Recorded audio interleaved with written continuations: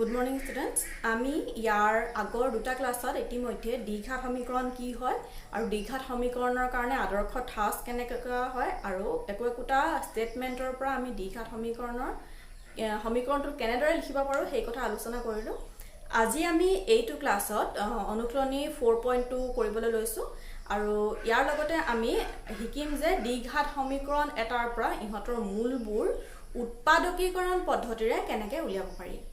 এতিয়া প্ৰথম প্ৰশ্নটো কৈছে যে তোমাৰ উৎপাদকীকৰণ পদ্ধতিৰে তলৰ দ্বিঘাত সমীকৰণবোৰৰ মূলবোৰ উলিওৱা। প্ৰথম কোৱেশ্চনটো দিছে x² - 3x - 10 = 0 বুলি দিছে। অৰ্থাৎ এতিয়া আমাক কৈছে উৎপাদকীকৰণ পদ্ধতিৰে মূল উলিয়াবলৈ কৈছে, গতিকে আমি প্ৰথমতে উৎপাদক চাব লাগিব। কাৰ উৎপাদক চাম? প্ৰথমতে আমি চাম চোৱা ইয়াৰ লগত কি হৈ আছে 1 এটা মাল্টিপ্লাই হৈ আছে আৰু ইয়াত আছে 10 হল আৰু 10 আৰু 1 যদি তুমি মাল্টিপ্লাই কৰা ৰিজাল্টটো কিমান থাকিব 10 থাকিব হয়নে। গতিকে আমি সেই যে 10 যে পালো সেই 10 ৰ উৎপাদকটো চাম। এই 10 ৰ উৎপাদক বুলি ক'লে আমি কি বুজিম যে 2 5 10 ৰ উৎপাদক হয় হয়নে, 2 আৰু 5 10 ৰ উৎপাদক। এতিয়া আমি কি কৰিম চোৱা ইয়াৰ আগত 10 ৰ আগত চিন কি আছে আমি হেতুলৈ চাম। যেহেতু ইয়াত মাইনাস চিন আছে গতিকে যি দুটা উৎপাদক পূৰণ হৈ 10 হৈছে হিহতৰ আমি ডাঙৰটোৰ পৰা সৰুটো আমি বিয়োগ কৰিম। ঠিক আছে, বুজি পাইছা? তাৰ মানে প্ৰথমতে এই সংখ্যাটোৰ আগত তোমাৰ চিনটো কি আছে আমি হেতু চাম। এটো মাইনাস আছে হল, গতিকে এতিয়া আমি 3x টোক এনেকুৱা ধৰণৰ দুটা ভাগত ভাগ কৰিম যাতে এই উৎপাদক কেইটাৰ ডাঙৰটোৰ পৰা সৰুটো বিয়োগ কৰিলে 3 থাকে হল, বুজি পাইছা? তাৰ মানে মই ইয়াত লিখি দেখাইছো চোৱা এতিয়া বুজি পাবা। ইয়াতে তোমাৰ x² ভাগে লিখিলো। এতিয়া চোৱা 3 টো কৰ পৰা কি মাইনাস কৰিলে 3 হ'ব, 5 ৰ পৰা 2 মাইনাস কৰিলে 3 থাকে হয়নে। গতিকে আমি ইয়াত 3 ৰ জায়গাত লিখিছো 5 - 2 into x বুলি লিখিছো হল আৰু ইয়াতে তোমাৰ -10 বুলি আছে ইকুৱেল 0 হৈ গল। এতিয়া কি কৰিবা চোৱা x² - 5 into x minus a আহি গল plus 2 into x twice x minus 10 equal 0. ইয়াৰ পৰা কি কমন লবা x কমন লোৱা x minus 5, ইয়াৰ পৰা 2 কমন লোৱা x minus 5 equal 0. ইয়াত থাকিব x plus 2 আৰু এফালে আহিব তোমাৰ x minus 5 equal 0 হৈ গল। এতিয়া তোমাৰ চোৱা এনেকে থকা মানে কি x plus 2 equal 0 হোৱা equal 0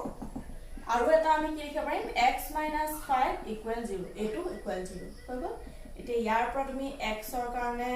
কিমান পালা -2 আৰু ইয়াৰ পৰা x ৰ কাৰণে কিমান পালা +5 বুলি পালা। অৰ্থাৎ মূল দুটা কি হ'ব, মূল দুটা তোমাৰ কি আহিব, এটা আহিব তোমাৰ -2 আৰু এটা আহিব তোমাৰ 5।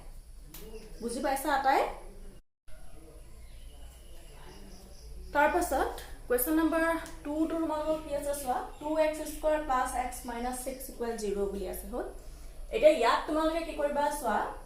এই লাষ্টৰ টাৰ্মটো আৰু ফাৰ্ষ্টৰ টাৰ্মটো মাল্টিপ্লাই কৰা কিমান আহিব 6 * 2 মাল্টিপ্লাই কৰিলে কিমান 12 আহিব। গতিকে এতিয়া আমি 12 ৰ কাৰণে উৎপাদক চাম। 12 ৰ কাৰণে কি আহিলে 2 6 × 12 2 3 × 6 এটো আহিলে হৈ গল। তাৰ মানে উৎপাদক কি আহিলে 2 আহিলে আৰু 3 আহিলে হল। এতিয়া চোৱা 6 ৰ আগত চিন কি আছে মাইনাস চিন হল। তাৰ মানে আমি এটা ডাঙৰ সংখ্যাৰ পৰা এটা সৰু সংখ্যা বিয়োগ কৰিলে যাতে অকল 1 পাও, ইয়াৰ আগত একো নাই মানে কি 1 আছে, অকল 1 পাও তেনেকৈ আমি এই x টোক ভাগ কৰিব লাগিব। ঠিক আছে,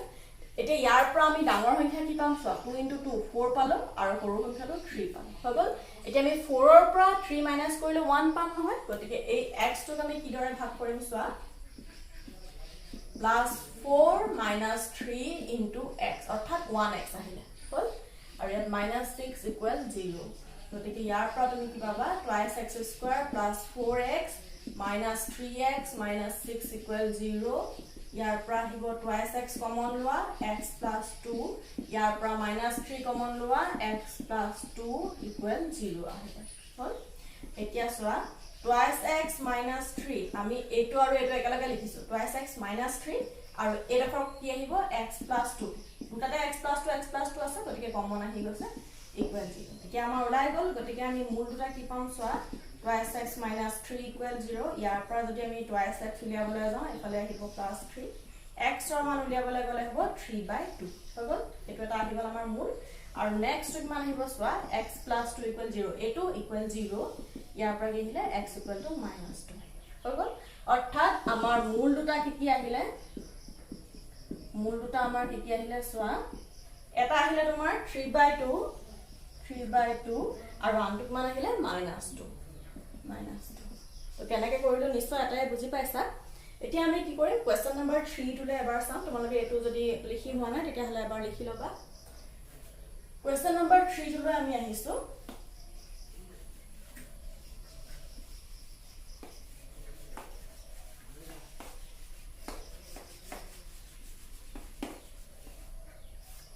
Question number 3 to তোমার কি কৈছে যে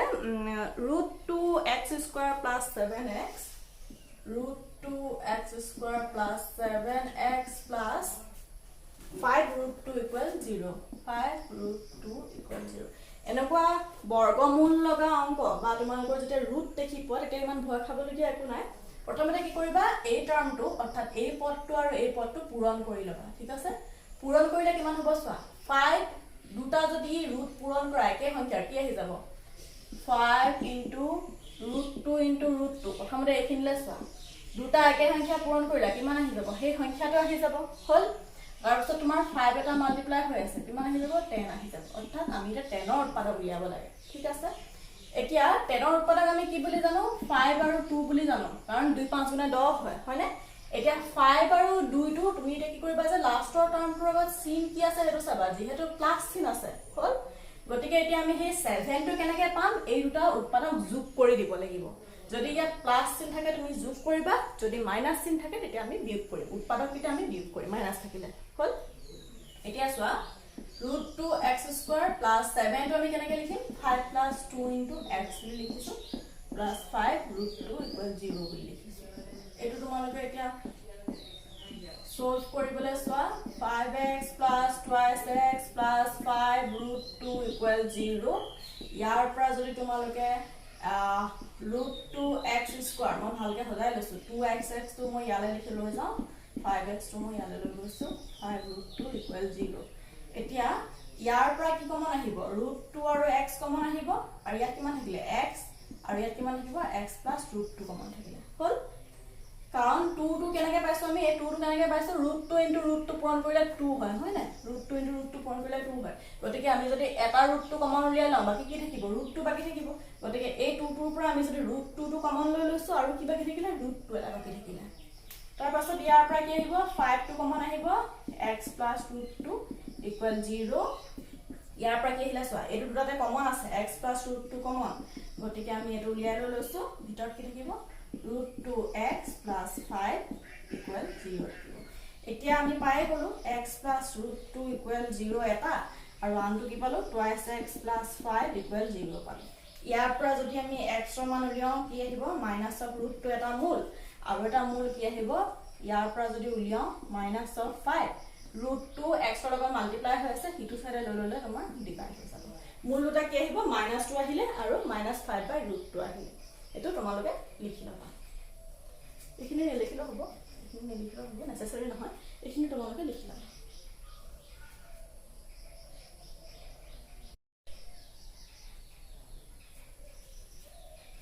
লাস্ট মই এটা কৰি দিছো কোৱেশ্চন নম্বৰ 8 টো বাকি কেটা তোমালোকে নিজে চেষ্টা কৰিবা যদি নোৱাৰা তেতিয়া হলে মোক কমেন্ট সেকশনত কমেন্ট কৰি জনাবা কোৱেশ্চন নম্বৰ 8 টো তোমাৰ দিয়া আছে এটো এতিয়া আমি ইয়াৰ কি কৰিম বুলি কৈছিলো লাস্ট টাৰ্ম আৰু ফাৰ্স্ট টাৰ্ম আমি মাল্টিপ্লাই কৰিম বুলি কৈছিলো ঠিক আছে লাস্ট টাৰ্ম আৰু ফাৰ্স্ট টাৰ্ম যদি মাল্টিপ্লাই কৰিবলৈ হয় কিমান আহিব চোৱা কি আছে √3 আছে হয় না দুটা যদি একে বৰ্গমূল সংখ্যা পূৰণ কৰা আনসাৰ কিমান পাবা অকল 3 পাবা ঠিক আছে তাৰ লগত 7 আকৌ মাল্টিপ্লাই হৈ আছে 7 মাল্টিপ্লাই হৈ আছে কিমান আহিব 21 আহিব হৈ গল এতিয়া তোমালোকে 21 ৰ উৎপাদক উলিওৱা কিমান আহিব 3 7 গুণে 21 অৰ্থাৎ উৎপাদক আমি কি পালো 3 পালো আৰু 7 পালো হল এতিয়া লাষ্টৰ টাৰ্মৰ লগত চিন কি আছে এটো চোৱা পজিটিভ চিন আছে হল পজিটিভ সাইন আছে গতিকে আমি কি কৰিম এই উৎপাদক কেইটা যোগ কৰি দিম যোগ কৰিলে আমি কিমান পাম 10 পাম গতিকে আমি ইয়াত কিমান লিখিছো ইয়াত আমি লিখিছো 7 plus 3x plus 7 root 3 equal 0 বুলি লিখিছো ইয়াৰ পৰা কিমান পাবা root 3x square plus 7x plus 3x plus 7 root 3 equal 0 ঠিক আছে তাৰ পাছতে root 3x square 3 টো মই ইয়াৰ ওচৰলৈ আনি লওঁ 7 টো হিটো সাইডে পঠাই দিওঁ 7 root 3 equal 0 ইয়াৰ পৰা কি কমন আহিব সোৱা root 3x মই আগৰ নিচিনাকৈ কমন কৰিব পাৰি আৰু ইয়াত কিমান থাকিব root 3 বাকি থাকিব ইয়াৰ পৰা মই 7 টো কমন লৈছো কি বাকি থাকিব root 3 বাকি থাকিব এটা থাকিলে এতিয়া মই দুটাৰ পৰা কি কমন লম x plus root 3 দুটাতে কমন আছে গতিকে এটো মই কমন লৈ লৈছো ভিতৰ কি থাকিব thrice x plus root 3 into x plus 7 equal 0 হৈ গ'ল এতিয়া মই পাই গ'লো গতিকে মোৰ মূল দুটা কি আহিব তোমালোকে সোৱা এটা মূল আহিব minus of root 3 এটো এটা পাই গ'লো আৰু আনটো কিমান আহিব সোৱা root 3x plus 7 equal 0 ইয়াৰ পৰা কি আহিব root 3 into x equal minus of 7 x ৰ ভ্যালু কিমান আহিব minus 7 by root 3 একিটা আহিলে মোৰ root কেটা হৈ গ'ল বা মূল কেটা মূল কিমান আহিলে এটা আহিলে root 3 আৰু আনটো আহিলে কিমান minus 7 by root 3 ঠিক আছে বাকি কেটা তোমালোকে নিজে কৰিবা আৰু ইয়াৰ পিছৰ ক্লাছত আমি চেপ্টাৰটোৰ বাকি থকা কোৱেশ্চন কেটা ডিসকাস কৰিম